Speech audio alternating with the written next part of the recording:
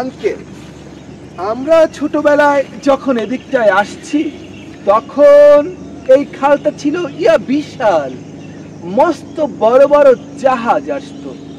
এই রিসেন্ট 40-45 বছরের ঘটনা। তো বাজান, আপনার বয়স কত চলে? আসলে বয়স কোনো ব্যাপার না, বয়স কোনো ফ্যাক্টরি না।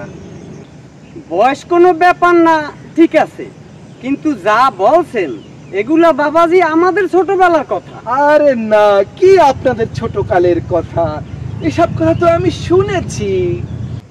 না বাবা, আমি বুঝছি আমনের যে দাদার আগে আইছেন, বুঝছি আমনের বয়স কত।